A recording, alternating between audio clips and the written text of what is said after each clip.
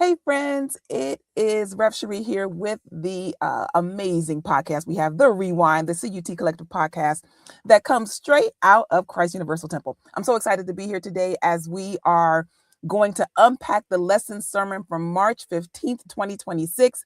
It is episode 8 of our season 3 of the Collective's podcast, The Rewind. Can you believe it's been 3 seasons? This is the 3rd season of The Rewind. I'm so excited to have been building this momentum as we are here intentionally in creating a space for us to connect online. So the online community, the CUT Collective, is where we can all get together wherever we are in the world to stay tapped in and connected to the teachings from Christ Universal Temple. What we do on The Rewind is we look back on lesson sermons, on workshops, on material that's been presented and unpack it. Maybe you couldn't ask the question. Maybe you weren't there. We get a chance to do it here on The Rewind each and every week. This week in the hot seat is the hardcore metaphysician, the Reverend Gaylon McDowell. I'm so excited to have him. I'm going to bring him on in just a minute. But if you're tuning into us, if you're here with us live, I want to encourage you to go ahead and subscribe, like, share, all those fun things you do to let people know, hey, something cool's on. I want you to listen to it. And we're going to have a good time together. I want to welcome you and invite you to ask a question in the chat. I pulled these clips. They are for you. And to help us unpack, get a deeper meaning into the lesson, and also to have the minister to give us a little bit more insight. Was there something that he left on the table, something he wished he could have said? And so we were just talking before we went live, and so Rev told me that there was a little bit of the sermon that got cut off because of a power surge in the city. So maybe we'll get to know what we missed, because I wasn't in the building. I didn't get that little bit. So let's see what happens. Let's see if he'll give us that little treat.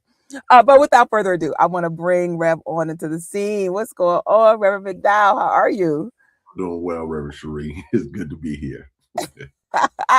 Listen, I feel like it's been a long time. We kicked off the year together with The Rewind.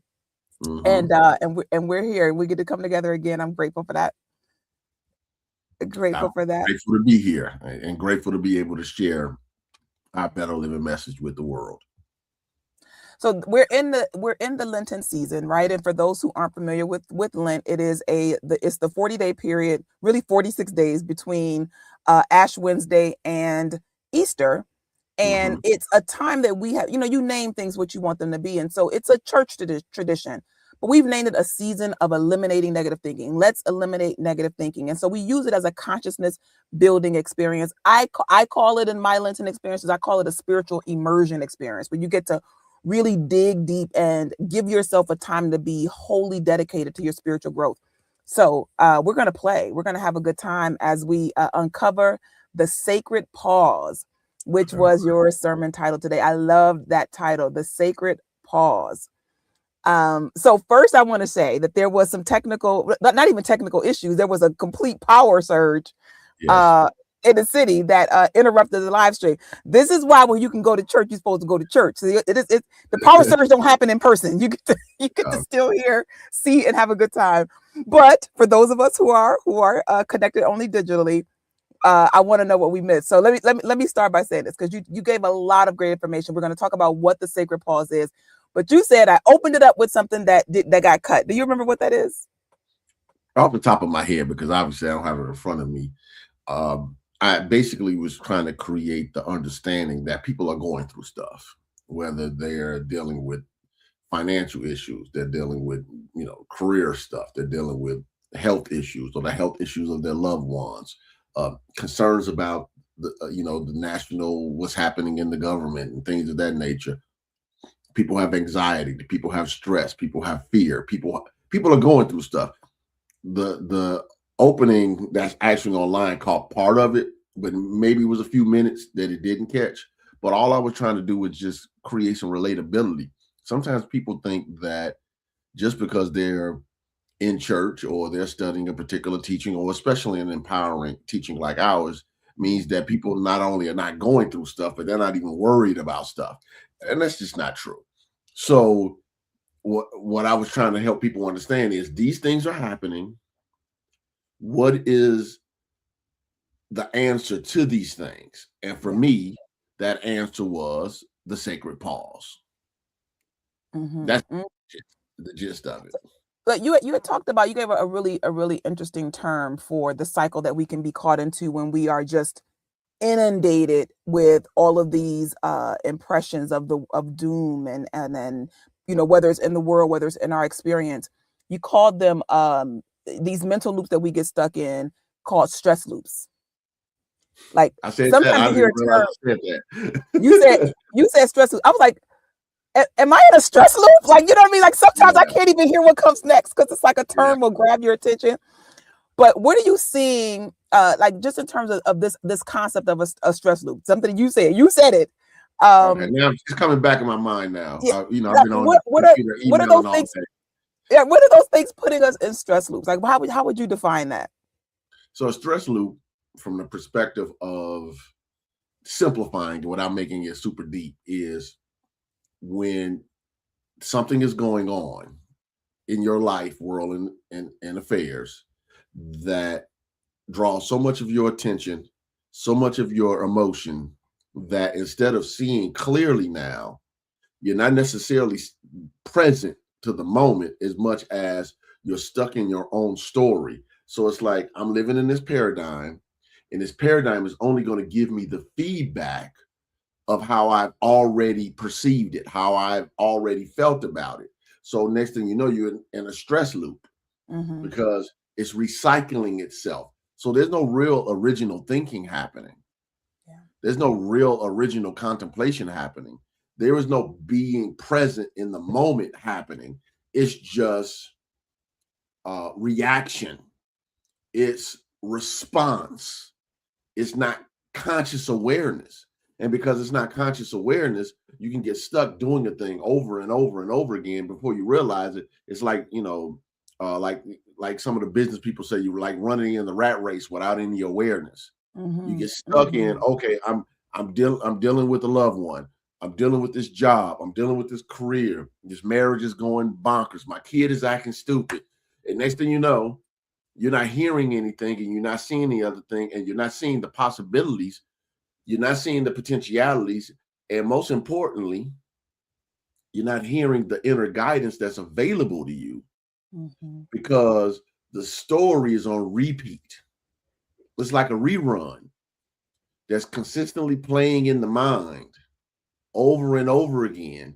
So if you have your TV station, for instance, on a station that only plays reruns, you get really familiar with the stuff. All Mm-hmm. right. You get to anticipate the stuff. You don't have to think, how am I supposed to think about this? How am I supposed to feel about this? Because it's just on rerun. It's a That's rerun. right. It's just Right. giving you It'll back come back around again. what you already know, and it's going to come Mm-hmm. back around again. Mm-hmm. Okay. And there's a false sense of safety in being in a loop, because you start to identify with the loop without realizing that the loop is actually a limitation. Yeah.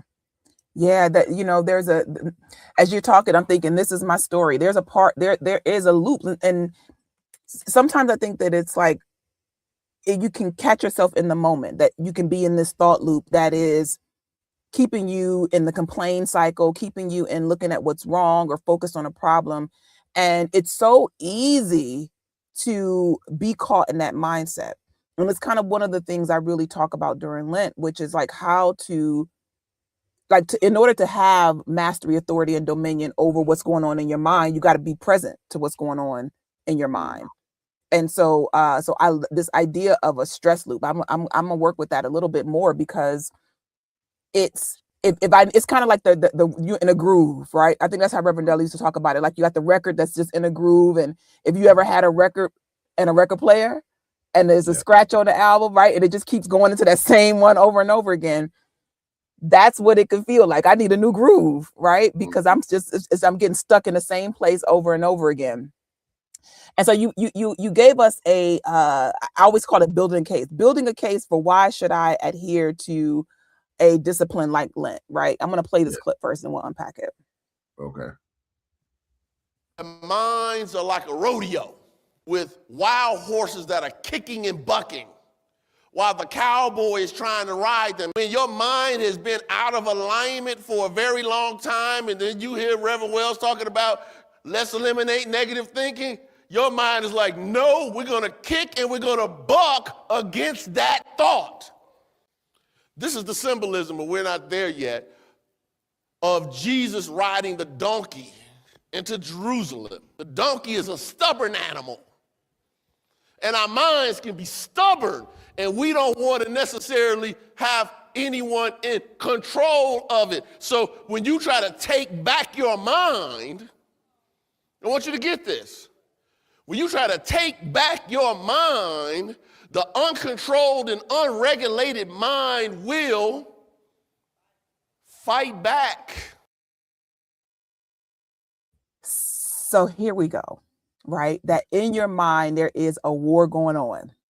Mm-hmm. We talk about the wars in the world, but what are the wars going on in your mind? And so I think that I think what you help us to do is to recognize that something new is going to hit up against your old, and it could be a battle.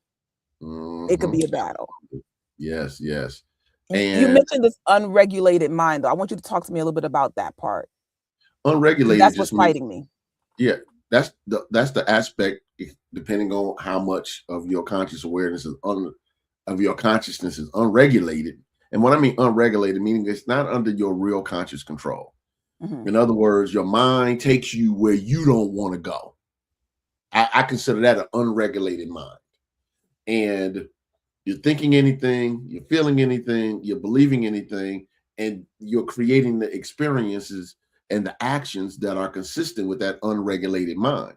So when anything is unregulated, when you seek to regulate it, it's going to resist. You know, I was talking to my stepdaughter the other day about her dog. And sometimes when I will, see the dog and I'll take the dog out for a walk, I'll walk the dog so far, stop, go the other way, stop, go the other way, stop. Why? Because the dog is very unregulated. He wants to do his own thing. No, I'm going over here to sniff. I'm running over here. So no, pull his leash back. I'm in charge. Pay attention to where I'm going, because that's what counts. Not where you want to go, where I want to go. You don't determine what, and an unregulated mind goes where you don't want to go. Yeah. And I think people just need to recognize that when you start to try to pull your mind back, all of those thoughts and beliefs and feelings that you used to have that are used to just flooding your mind and having you stressed, worried, frustrated, or taking actions that are not for your highest good, when you try to discipline them, you will meet your own mental resistance. This is obviously the metaphysical symbology in the wars of the different people fighting and etc. It's also, the book of Revelation, all of that stuff in consciousness is talking about the righteous, principle-centered, spirit-led thoughts, feelings, and beliefs versus some of these low-level consciousness thoughts, feelings, and beliefs. We have some stuff in us that needs to go. Yeah. But it don't always go easily. This is why, you're a person that loves to teach forgiveness. This is why forgiveness can be so hard. Because we want to hold on to the story, which is a part of the loop. Yeah. Yeah. Because who am I without my loop? Who am I without my story? How do I define? Who do I blame? What's the reason why I'm not living the way I want to live? So when we ask you to challenge the story and get back in spirit, get back on principle, yes, you will have resistance. When we tell you just because it feels good doesn't mean it's good for you, yes, you will have resistance. Just because you want it does not mean it's for your highest good. Yes, you will meet resistance. When somebody tries to tell you something and you ain't trying to hear it, and they have your best interest in heart, but you just trying to do what you like to do, yes, you will meet resistance internally. Yeah. It happens over and over again. And I think that it's good to know that we talking about a dog, so I've never had a dog before, but I did have a toddler. And when I had my toddler, it was kind of like when those kid leashes were becoming a thing. And parents just judge so much. I mean, everybody's judging. Like, why would you put your kid on a leash? And you're looking at these parents and their kids are just running up against it. It looks horrible until you have a toddler that's all over the place. Then the leash starts to look a little bit more enticing. Like my kid was a runner. he needed a leash if I were trying to go, because that's that undisciplined mind is, I'm going to go wherever I go. That was the image that popped in there. So I think about disciplining my thinking, like that toddler mind in me will go wherever it looks enticing. I'll just keep running in that direction, as opposed to being the one to say, no, I got the leash on my thoughts. I got the leash on where my mind can go. I'm in control of where my mind can go. And that is important, I think, for us to remember that whatever the loop is, whatever the war is, that at some point you get up and say, wait a minute, I can stop the war. Wait a minute, I can discipline my thinking. Like that's that awakening part, when I can stop it. I can stop the loop. Yes. And the loop can happen at any given time. Or here's the thing, if I'm in a loop, let me be in a pleasant loop. At the very minimum, let me be in a pleasant loop. Let me be caught up into what's good. And then I began to get that directive power again, where I can say, this is where I want my attention to be. I'm not just waiting for something good to come on TV. You know what I mean? I'm not just waiting on a good rerun to come. I can actually direct the programming. Like that's that mastery. I just took 3 of your metaphors and tossed them in the air. All 3. I love it. I love it. I love those who are tuned in right now. What we're doing is we're unpacking the lesson sermon from March 15th, 2026. Reverend Gaylon McDowell gave the lesson sermon at Christ Universal Temple. That is the sacred pause. And so where he set us up is just to understand the need to pause. You may not even know that you need to have a pause. Whatever the sacred pause is going to be, we're going to find out in a minute. You might not even know you need to pause. Because there is I remember the grind culture that I was caught up in for so many years, where I measured my value based on how busy I was, where I based my, productivity on how many hours I was grinding through. And, when I exhausted myself from that, right, that was my loop, was, what are you doing? If I wasn't doing something, it was like something was wrong. And that's not healthy. That's not healthy. You talked that this idea about the sacred pause helping with this overwhelm is, to me, what you were building a case for the word I needed to hear. I'm gonna play this clip, and then we're gonna talk a little bit more about that. Okay. How can we gain our balance when we are being inundated with so much information and responsibility? The answer is simple, but it requires work. You must take the sacred pause. The world will always give you something to fear, worry, or get angry about. You will not find your peace in the outer world of highs and lows, good and bad, and pleasant and unpleasant. You can only find your peace within your own spiritual nature by taking the sacred pause. Be still and know that I am God. Sometimes you just got to stop and acknowledge God. Period. Stop and start praising God. Stop and remind yourself that God is in charge. Stop and realize that God is the source of your supply. Stop and realize that God is the lover of your soul. Stop and realize that God is the healer of your body. Stop and realize that God is your employer, even if you own the business. Some good stuff right there, Rev. You talked about a couple things. Okay. So the first thing is that you have to find your peace. Yes. And I just that phrase right there. Talk to me about that. Why do you need to find your peace? Because you weren't designed to be in chaos. So just because some people really, really praise themselves for dealing with high stress situations. I'm not saying that it's not a gift. Both of us are people who really handle stress well. But here's the thing. Finding your peace means that you can be the best version of yourself. And those who are connected to you, your loved ones, co-workers, etc., they get the best version of you. More importantly, even the cells of your body will get the best version of you, because when you're at peace, you're regulated. When you're at peace, your body is functioning the way, because we know when we're stressed, when we're angry, when we're anxious, when we're fearful, it does things to the body, because our body's listening to the thoughts and the feelings, the beliefs, and the words we're saying. How we're perceiving life is being actually expressed through ourselves. And as we learn to get into peace, what that also does is it allows us to slow down long enough to hear what spirit is trying to guide us to do.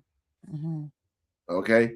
And, even something as simple, using an analogy, martial arts stuff. When I used to take this back in the day in the early 90s, I was taking this Taoist martial art. And one of the things that we would do is we would stand in what they would call posts, a particular pose. And the whole reason to stand in this pose, I'm not talking about for like 30 seconds, minutes. Because until you sit and stand in a position properly and align your bones up, you don't realize how your energy is even flowing in your body. People don't realize if you're still enough, you can even feel energy in your body. But your body has to be at peace for that to happen.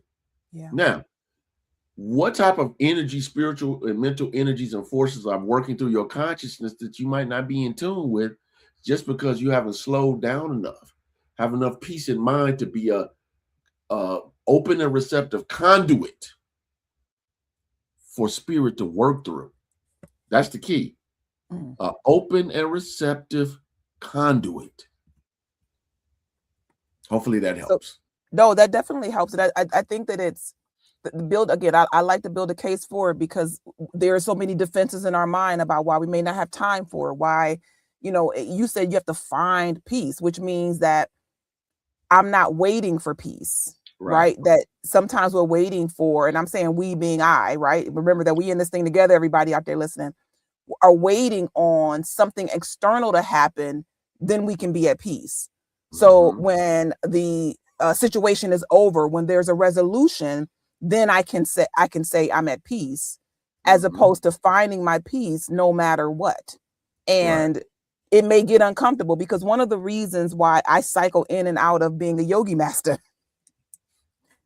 is because when I take a break, it's like I'm starting all the way back over.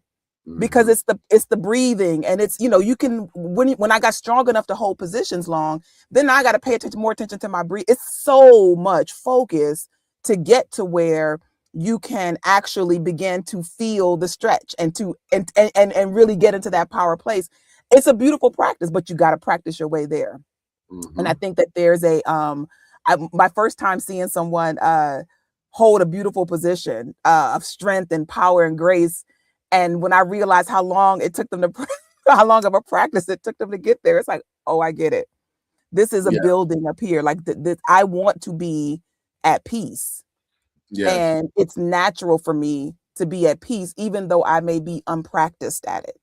Yeah. What's funny about peace is when your mind is at peace and you tell yourself you're at peace, you end up being able to do stuff that we shouldn't be able to do. I remember in the mid 2000s, I had, one of my parlor tricks was, I have a buddy of mine at the time. He's a big guy, like 6'5", 280, and one of my best friends. And I would have him stand on my stomach for 10 seconds. And people were like, "You gonna let him stand on your stomach?" And they was like, "How can you be so calm?" But what I was just doing was I was breathing through it. It never hurt because I knew how to breathe. And people would say, well, that doesn't make sense. It makes all the sense in the world. But if my body is like, mine is like, oh my God, your body gets out of alignment, your breathing gets off, next thing you know, you're hurt. Everything begins in the mind. Yes. Everything begins in the mind. That's where we have to go. It's not the situations that are taking our peace. It's our perceptions, it's our beliefs that show up as how we observe and how we are impacted by what happens that take our peace from us. And sometimes I'm not saying that you're never going to lose your peace. What I am saying is you have to take the sacred pause to regain your peace. Yeah. to get back in alignment with your power. Yeah, I think that the most acute example I have of that, just prevalent, is, when I was giving birth to my son, I was blessed to have been exposed to a method of childbirth called the Bradley method. It's basically a partner method, and it's based on meditation and getting into a relaxed state, because the idea is like what you said, that if you have relaxed yourself, then all of the sensation in your body is productively preparing for childbirth. Mm-hmm. But if you're kicked into fear, then your fear mechanism is kicked in, which is like, no, it's not safe for the baby to come out, while your body's like, okay, it's time. And so there's a fight going on in your body physically. And so I mastered this birthing process, and I had no sensations in my body when I was having a baby, which is a lie. All right. But what happened for real, though, is that some contractions were horrible. Okay. Because I was frazzled, and it was like, wait a minute, what's going on? And then there was some where I would listen to the meditation. I would be saying the words in my mind about relaxing and getting myself into that space of calm, and they would come like a wave. And maybe I'm freaking out the next one. So it went like that, but to know that it was available. Like, I want us to get to the space where, the pause is available, and it may take you some practice to push pause, to activate that pause, but to know that it's available. Who is this? One of our listeners on YouTube said that overthinking has gotten in the way of peace. This constantly having to think, and that's a habit that we've gotten into. I call it that grind mentality too, that overthinking, getting caught up in worry and concern, trying to figure things out rather than seeking peace, because in peace comes the answer. Mm-hmm. Mm-hmm. You said that in your peaceful breathing, you were able to transcend the sensations, the pressure of somebody standing on your stomach. Yeah. In peace, what can you possibly hear that you can't hear when you got a loop of nonsense that's going on in your mind? There's no room for wisdom. Yeah. Reverend Wilmetta used to always say to me when I was younger, God is not going to shout over your mental noise. It's one of the things that I've always kept from her. Yeah. Yeah, that's a golden nugget right there. So I'm going to get into what the pause is a little bit in this next clip, because I think we built a case for it. We all are tired of it. You're tired of something. You're over something. You're ready and exhausted with with some habit pattern you have. So why not try peace, right? Let's give peace a try. Here we go. This is on about the sacred pause. Pause is not stopping. Pausing is waiting for the time to move. When you pause, it isn't permanent. It's taking the time necessary to create spiritual reflection and tune into the wisdom, power, and grace of God, so you can go back to life empowered.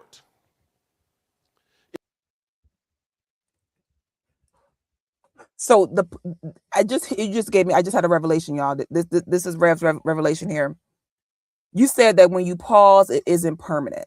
Mm-hmm. And I think that some of the reason that I don't pause is because I've had some temporary pauses that that ended up being long-term pauses. Mm-hmm. So it's like trusting that if I stop and take a moment, I won't start back up. Right. I don't know if I'm by myself out there, if that hit anybody else the way that it did for me, but that it's not a stop, and you don't have to fear. What's funny? Taking a breath, taking a pause. Mm-hmm. One part that I left out of the sermon just because of time's sake was about Abraham's father, Terah. Mm-hmm. When you read in the book of Genesis, Terah initially got the call to take your family and move, and he stopped, and he never started back. So then the call came to Abram before his name was changed to Abraham. And Terah in Hebrew means to loiter. So we're not saying that your mind should be loitering, in other words, stuck in a place and you never move from there. We're saying you pause so you can re-energize, reboot, refuel, so you can go back and be about your purpose, your mission, your goals, your dreams.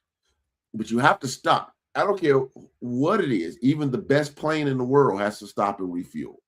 The best car, I don't care how expensive your car is, if it's gas or it's electric, It has to refuel, or you have to plug it in if it's an electric car for it to do what it needs to do.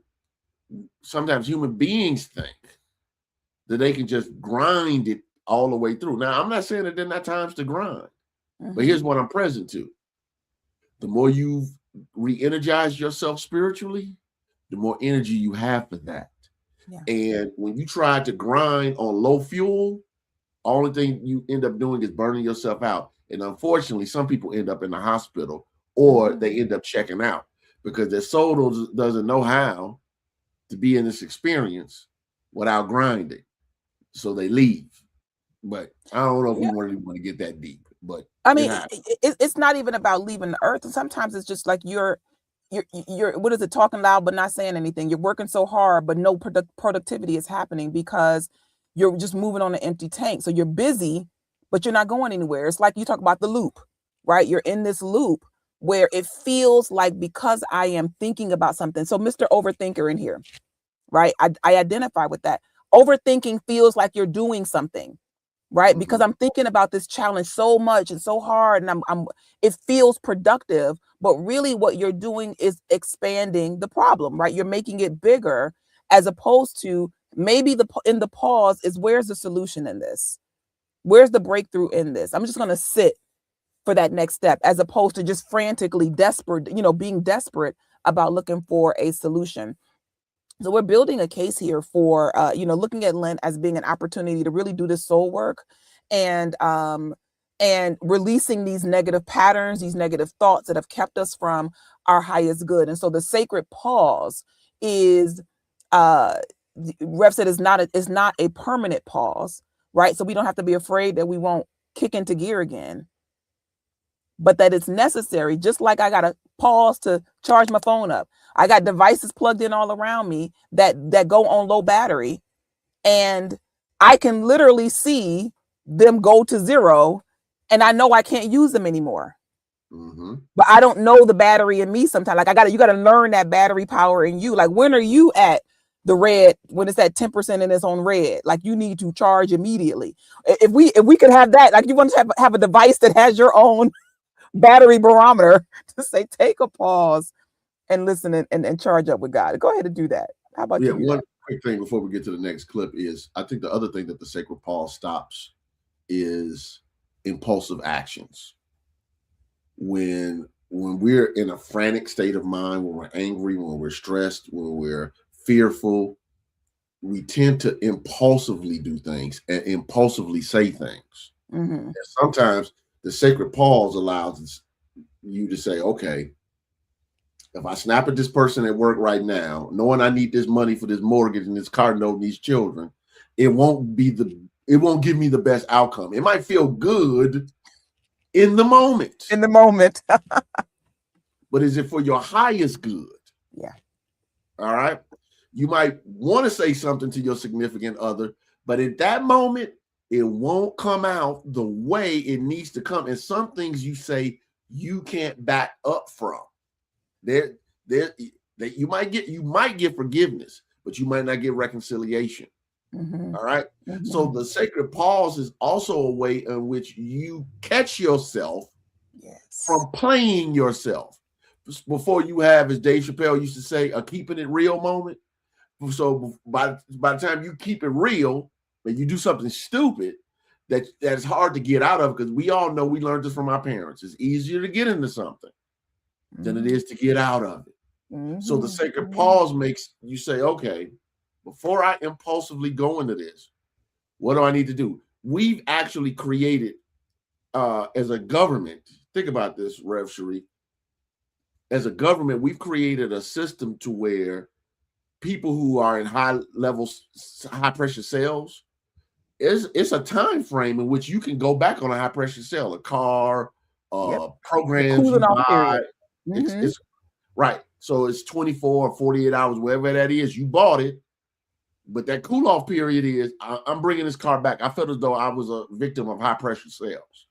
Why? Because the government even realized that if I can get a person in an emotional state, these salespeople can get us to buy stuff that might not necessarily be for our highest good.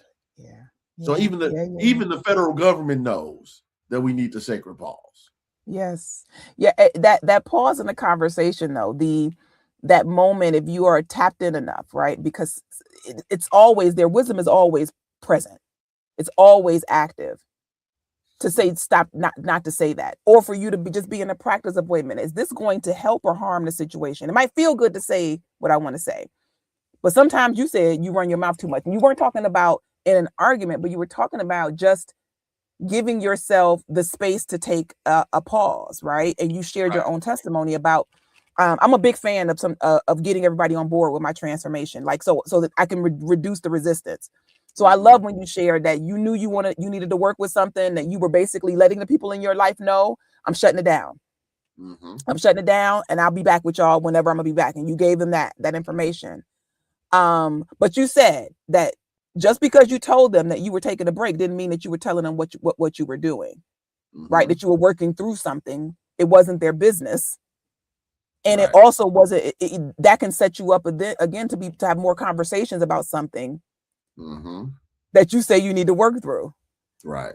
If I trust God for this, if I'm going to go and be in the presence of God consciously, what do I need you to know about my challenge for? Like, exactly. And next thing you know, you're having discussions, and sometimes people end up defending positions that they have unnecessarily because people don't understand what's going on in you. They don't understand the scope, and they don't understand the impact.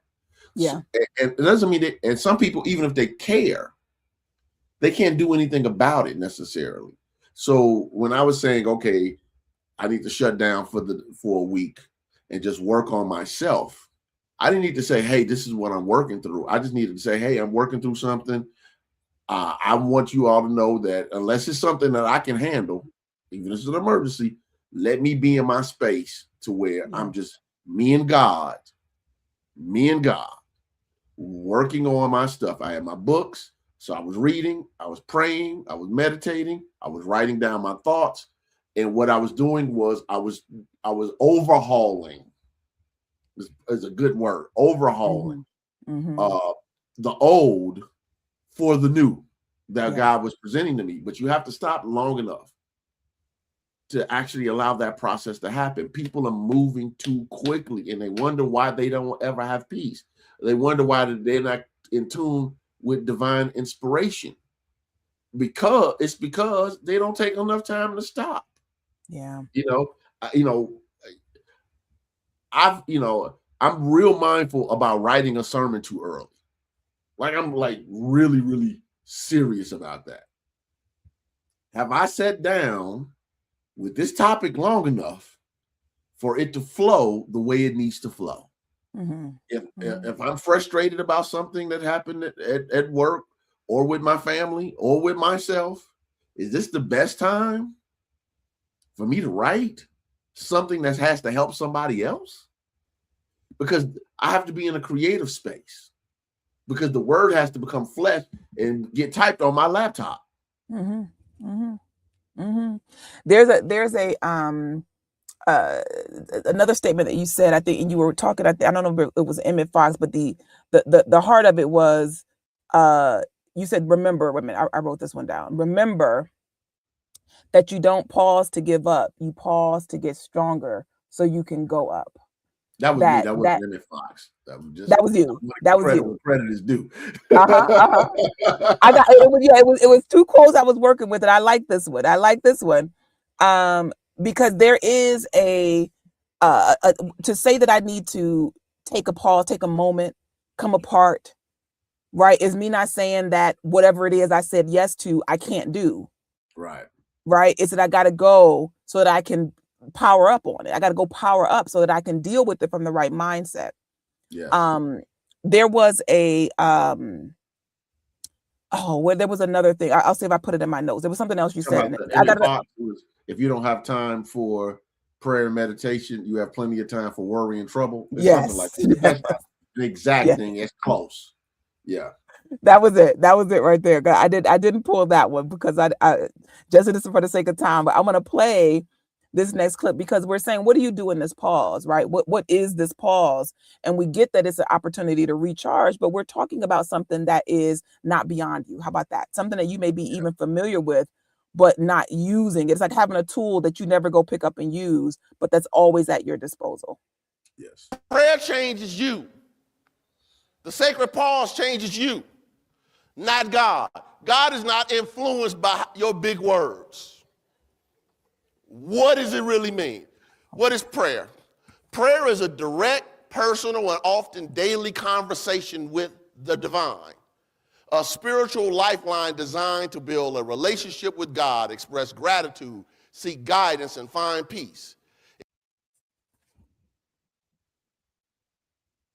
So with prayer being a way that we have this sacred pause, can you give us an example of what that could look like? Like you gave yours about studying and writing, but if I'm really busy, I got a lot going on in my life, I got kids, I got work, how do I have this pause and I recognize I'm in a mental loop pattern?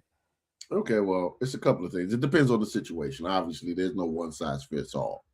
It depends on what people are trying to get out of a thing. Obviously, you get what you put into it. So let me get that out of the way. But like say, for instance, it might be, okay, I'm getting up 15 minutes earlier than spouse or children, so I can have my time to read my daily inspirational daily word, my periodical, do my prayer reading, do maybe do some affirmations, sit still for a couple of minutes, see if I get any inner guidance before I go on about my day. It might be something as simple. This is something that I really used to do when Angel was a small child, like, first, second grade, and even before that, preschool. I had trained her when we got in the garage, before we pulled out, we had to say the prayer for protection. That's a sacred pause. The prayer for protection, for those who aren't familiar with it, the light of God surrounds us, the love of God enfolds us, the power of God protects us, the presence of God watches over us. Wherever we are, God is, and so it is. Amen. It's versions of it where you make it me, us, you. It is the same prayer. That was me teaching my daughter to be able to take the sacred pause. A sacred pause is saying grace before you eat. A sacred pause. A sacred pause is before you go into that meeting for that presentation, you maybe step away, maybe even go in the bathroom, sit in the stall, take a breath, say your affirmations, go out, look in the mirror, get yourself where you need to be, and then go in and do it. A sacred pause might be when you need to do what I did, which was take some legitimate time to just pray, study, and meditate. A sacred pause might be, hey, I need to go somewhere and a hotel and look at some Caribbean water in Cancun, Jamaica, or whatever, and just allow my soul to reboot without having to be concerned about the things. It shows up in so many different ways. It might be when you're coming home from work, and before you go home from work, you pull up, you park or driveway or garage, and before you go in, you do a little prayer work, you read something, etc. So you don't take your day's drama into your home and expose your family to your attitudes that you didn't recalibrate because you were stressed at work. It's taking time to acknowledge the presence and power of God within you. It's recalibration. It's realignment. That, and there's this is a plug, right? A very intentional plug, but exactly what he's talking about, all these prayer practices we talk about in the daily LENT course that I'm working on every morning at 7 a.m. Pacific, 9 a.m. Central, 10 a.m. Eastern. I go live on Zoom, and basically we work with a lesson every day around building spiritual practice. Like essentially it is it's a dose of the truth, but at the end of it, you build a spiritual practice so that you have these tools in your arsenal. So I talk about a morning practice. I talk about how do you practice throughout the day. Morning is like setting the atmosphere of your day, like setting the tone, the energy you want to go out, aligning with God at the top of the day. Throughout the day, there are things you do to remember that you're in alignment, to remember the intention that you've been setting. And so those practices of taking a breath in the car, right? To remember who you are. And so holding on to an affirmation and breathing into it, looking in the mirror at yourself and speaking that word. Like those are ways that throughout the day, you are practicing the presence of God. You are having those sacred moments. And at the end of the day, it's a time for reflection. It's a time to get your good and to release. You know, one of the best things about the sacred pause, to go back to what we were talking about at the beginning, is when you start to do the sacred pause and click on her link so you can get your Yeah. Lenten lesson. The link is there. Okay. QR coded. QR code link. Yeah. QR code. If you're having resistance to taking sacred pauses, that's also teaching you something. Some people, when they take the sacred pause, I've had people tell me, well, I can't meditate. The moment I sit still, I go to sleep. And I said, okay, that means your body is not used to relaxing without you going to sleep. That's teaching you something. Okay. Can you be still and still be consciously aware? As some people say, well, my mind just starts going all over the place. Okay, that's fine. Okay, that's teaching you that you might need some type of practice that makes you focus more. Everybody just can't sit still and I'm gonna think nothing. No, stuff is going to come. You need some guardrails to guide you into this deeper level of spiritual awareness. But you got to take the time to do it. And I'm big on guardrails. I'm big on taking the biggest step you can take. Like, so you want to step out your comfort zone a little bit. And so if meditating isn't your thing, if you're like people get frustrated because they don't have these transcendent experiences when they meditate, because they can't focus. Then I said, set a timer for 1 minute. Set a timer for 1 minute and just breathe. And if one of the apps I enjoy is the Calm app, and you don't even have to subscribe, but with the Calm app, there is like open meditation is what it's called. And I set it so that it gives a chime every minute. So every minute, a nice chime goes off, and it's like a babbling brook. You can choose whatever sound you want behind it.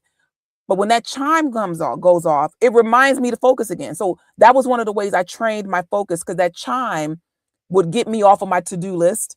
It would get me off of, how long have I been sitting here? Whatever the chatter that would go on in my mind, the chime would remind me to breathe. It would remind me to center. And if I'm doing concentration work, it will remind me to concentrate on what the idea that I'm focusing on. So just so that you are aware of some of the tools, like these are some of the tools that we share throughout Lent. And, in addition to that, sometimes you just need to hear the word. You need to hear like podcasts like this. You need to hear people talking about listening to sermons where the inspired word is being shared, because there's a word in there for you. Absolutely. And if I'm running that instead of, reality TV, then, maybe that'll help me, right? What will support you in doing the work that you're here to do? Because that's the other thing that I realize, that if I don't value what I bring to the table, if I don't value what I bring into expression, if I don't value that, then it won't be worth me saying, let me develop these practices to take a pause. Let me develop these prayer practices. You studied martial arts for years and years and years, but it was for an end. It's like you desired a level of mastery. Other than that, why would you hold a position for minutes on time that I'm sure was uncomfortable when you first started doing it? You know what I mean? Oh my God. Oh my God. Yes. There's an intention there. And it was important that you demonstrated that level of self-mastery. What you're doing, people out there, me, talking to me too, it's important. God wouldn't give you a desire if it wasn't important for the harmony of the universe. We got to be able to recharge ourselves. We can't keep running on E, expecting and demanding more of ourselves when we don't have to do that. We don't have to live on E. Yes. And living on E is often the path of least resistance, just like allowing your phone to go to zero. Okay, it's easier to let it go to zero than to get up and go find that charger and plug it in and plug it into your phone. So what ends up happening is discipline shows up as teaching you and putting yourself in a position to create the best version of you. Exercising isn't always fun. Yeah. All right. Going for those walks, doing that cardio, doing those isometric exercises, doing that weightlifting isn't always fun. Sometimes it makes your body sore. All right. But it's strengthening the body. What ends up happening with the mind is we allow the mind to get lazy, because the lazy mind is the path of least resistance. Yeah. Is it hard sometimes to contemplate spiritual thought, spiritual ideas and ideals? Yes. To be a better version of yourself, to watch your mouth and catch yourself before you say something you shouldn't say. or do something you're not supposed to do, yes, it can be tough. Yes, it can be difficult. Sometimes you're fighting against yourself because just like an addict, that behavior is being driven by some type of mental state. That part. And we don't realize it. Okay. Part of the path to your mastery is in your discipline. And it takes discipline to take the sacred pause. I've never seen anybody who has ever mastered anything without discipline. Yeah. I've never seen it. I used to have people ask me all the time, how do you read all these books? I stop and I read them. While you're watching TV, while you're watching movies, while you're on the phone, while you're texting, while you're on Facebook, while you're on Instagram, I'm sitting there contemplating ultimate reality. I'm not saying that's your job to do. That's my own uniqueness. I'm not going to say weirdness, but it's my own uniqueness. Yeah, it's your unique unrepeatableness. Right. So, so how can you recall all these books and the information in the books? Because it matters to me, just like you can recall the stuff that matters to you. Right. It doesn't make me special. It shows that my specialness shows up in my uniqueness. How is your specialness showing up in your uniqueness? But for that specialness to show up, guess what has to happen? Discipline. Yeah. You've been shown, like, it's like, and everybody is disciplined at something. I know that if it's like, I have no discipline. Yes, you do. You're disciplined when what you think about the most, what you do easily is something that you become disciplined at. And so what you may not do, you may not value what you're disciplined in. It may not be adding any value to your life, what you're disciplined in, but you are disciplined. And when you notice the discipline in somebody else, don't know that you're noticing it for a reason. Like it's calling you higher. When you see someone else who is dedicated to their craft, when they're dedicated to something that's improving their life, that is an expression of their talents and gifts. I know I used to judge, right? Like, I told this story of I didn't tell this story. One of my classmates in high school, you're just oblivious to yourself. But I was in honors. I'm in this class, and this class was not an honors class, and so I didn't take it very seriously. It's like I could ace this class in my sleep. And so there was some project we had to do, and one of my classmates who was not in an honors program had done a really good project, right? And I made some snarky comment about it because I was jealous of the work that he put into the project, right? It's like I typically do a better job, but here he is taking this class seriously, and I'm here like it's a joke, but I'm jealous about it. And so sometimes we make these corny comments, we make these jabs, we punch these jabs at people who are being disciplined in the way they're interested, because we haven't seen and exhibited that same discipline within ourselves. And so I want to say, if you notice it, it's calling you higher. If you're noticing it. Mm-hmm. Yeah. Growing up in South Side of Chicago, there were, and playing basketball in parks and things of that nature. One of the things that almost everybody knows is in any urban area where you see a lot of people playing basketball, there were the guys, and now we have the ladies, but I think it's more with the guys who were more than talented enough to make it to Division I basketball and even the NBA. I mean, I know a couple of guys that were, oh my God, great basketball players, but they didn't have the discipline. They wanted to gangbang. They wanted to hustle. They wanted to be in the streets. And that did not necessarily correspond with where their skill was. Right. So the skill took them to a certain place, but it stopped. Whereas there were people who went to college and got degrees. They might not have made the NBA, but they went to college and got 4 years for school for 4 years, played all 4 years, got degrees, etc., got careers because they had discipline, but that the more talented people didn't have. And somebody might be, excuse the term, dog walking you right now, not because of their talent, but because of their discipline. Yeah.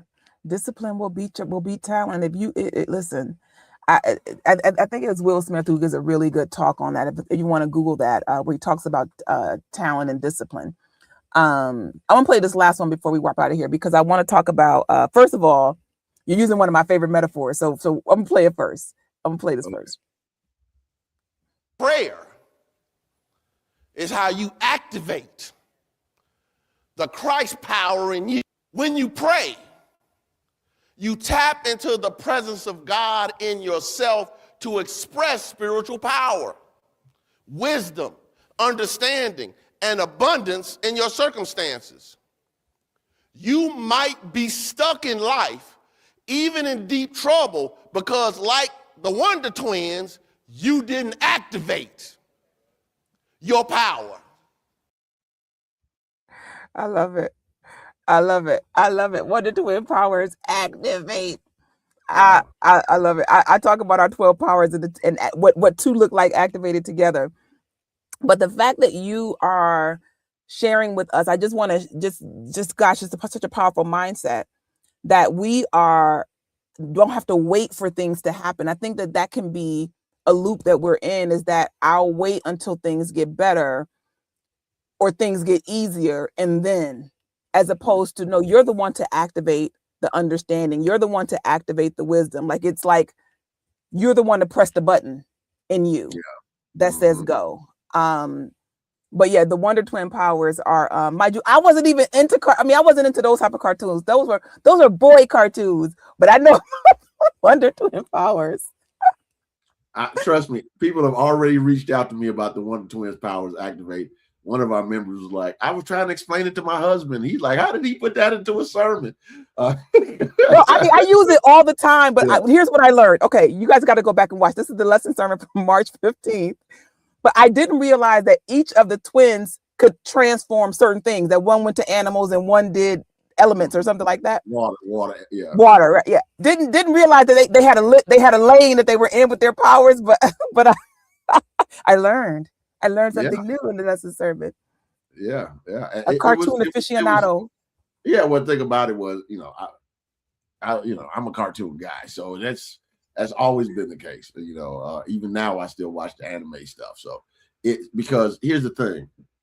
One of the things that I've learned from pop culture, whether it's movies, anime, which is Japanese animation, American cartoons, etc., is when people really get serious about getting something done, you normally get a training montage. I used to love Rocky movies for the montage.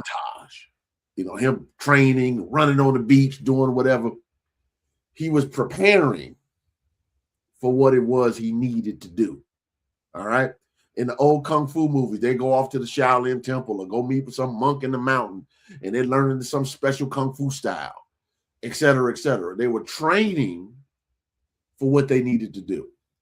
When you take your sacred pause, you are training your mind to get in contact with the spirit within you. So you have the power so you have the ability to handle what's in front of you.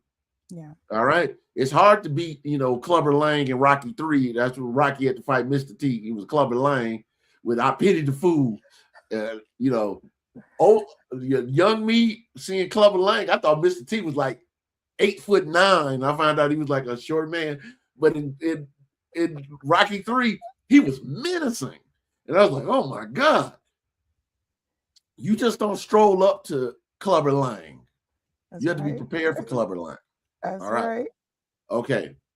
Sometimes people are trying to deal with serious illnesses, financial issues, career issues, family issues, etc., without any level of spiritual preparation. And then we all say that all this stuff doesn't work.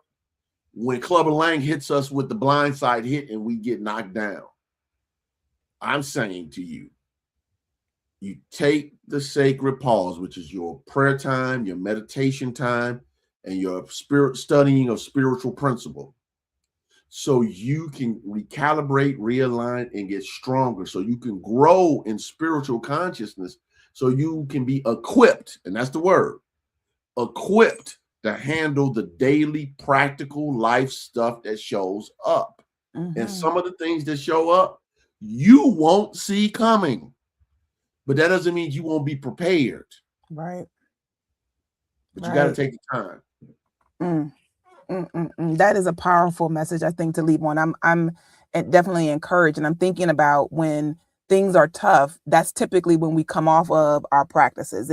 When people get really busy, they stop working out. When people get really busy or they're going through a lot, then you stop those things that felt like luxuries, which is, I don't have time to sit and meditate, or I don't have time to sit and journal. And those are the very practices that build you so that you can handle those things that come your way. You don't get sucker punched. Absolutely. Or you can rebound from a sucker punch. And that happens in your life. Thank you for a powerful word. We are coming to the bottom of our time, but I do want to let you know that if you would like more of the truth that transforms, that comes from the hardcore metaphysician, there's a podcast that you can tap into called Truth Transforms. And you can find it on any of the major podcasts. It's syndicated on all the podcast platforms. What are you focused on right now? Are you in a series for Truth Transforms? No, I'm not in the series. I've been kind of doing some one-offs. Actually, I haven't done one in a couple of weeks. I do need to get something done. Well, there's a good 5,000 episodes for you guys to choose from. It's about 550 episodes to choose from right now. But one of the ways, if you're trying to find your sacred pause, one of the ones that I would highly recommend is, I did one on the complaint-free world, which was like 4 episodes. Mm-hmm. And I did a series of about 11 episodes, I think 11 or 12 episodes on the eye of the storm, capital I of the storm.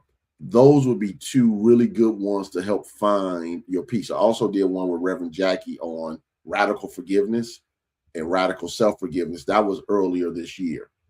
So these are things for you to help you find your sacred pause. You have to stop and take time. And if you're working through prosperity, Reverend McGee and I did one recently where we did how to pray for prosperity. Mm-hmm. You have to be able to take your sacred pause because, we're seeing things happening over in the Middle East is causing gas prices, which eventually will affect groceries. It'll affect everything else because that stuff has to be shipped on plane, on boat, in car, in trucks. So when the oil prices rise, everything else rises. So you have to take some sacred pauses to make sure that you stay in tune and you remind yourself, God is the source of my supply. Yes. And there's always a way for me to be provided. Let me stay in tune with that provision. So you'll know where to go, what to do, what not to do, who to call, right, or whatever that might be. Stay in tune. When you're in your sacred pause, you're in your power. That's right. That's right. Anytime there is a recession, there's somebody who's making a great fortune, right? Absolutely. So we can tap into, there's always God's abundance is always available. Thank you. My prosperity seminar. Talk about the prosperity seminar. March 28th. I'm doing prosperity, the fundamentals of new thought, a webinar with the Reverend Alberta Ware, who's a staff minister at Christ Universal Temple. It'll be on YouTube and Facebook from 12 p.m. to 2 p.m. March 28th, 12 p.m. to 2 p.m. Central Time. If you can't watch it live, it'll be available later on YouTube as well. So you can just click and watch it when you want to watch it. But I just want you all to be present too. If you want to work with, how do I stop and study? Because part of being a sacred pause is your study work. Make sure that you're studying spiritual principles, because just like garbage in, garbage out, truth in, truth out. And that's March 28th at 12 p.m. Central. Yes. And I also have a sacred pause seminar I'm calling Cultivate Your Oneness on April 11th from 12 p.m. to 2 p.m. in person and online. With myself, I'm doing meditations and visualizations. I remember Misha is going to be doing sound bath, and another member, Professor Woking Jackson, is going to be teaching Tai Chi. So we're teaching people how to do the mind stuff, the body stuff, and the vibrational stuff with the sound bath to cultivate their oneness. That is awesome. That's awesome. So you can stay tapped into this. Remember, all of this is an extension of Christ Universal Temple, based in Chicago, Illinois. So this is our way to touch and to stay connected no matter where we are in the world. That's what the CUT Collective is all about. Yes. So I want to thank you for what you shared today. I want to thank you all for tapping in, for listening, whenever you're listening and however you're listening. Thank you so much for being present and available. Remember that I am running a Lenten experience that is happening each and every day at in the mornings, that you can, and this is absolutely free this year. There is no registration fee. So you can go and register at ShereeSpeaks.com. /Lent 2026. Their link is there. And I encourage you to do that. We still have time before Easter where you can just get a charge in there. The recordings are all there. You can have this 40-day experience anytime. And then at Christ Universal Temple, there are also the noonday inspirations that are happening. We are just tapped in, giving you opportunities to feed your mind with the truth, to immerse yourself in the truth. And we're grateful to be able to do that, to share and support you in your spiritual growth. We'll be back with the rewind next week. We're rewinding on the lesson sermon. It'll be for March, whatever 22nd. Sunday is. Is it March 20? 22nd. March 22nd. March 22nd, and Reverend Derek B. Wells will be given the lesson sermon. So looking forward to seeing you then. God bless you. Thank you so much for being here. And we'll be back next week with the rewind. God bless. God bless. God bless.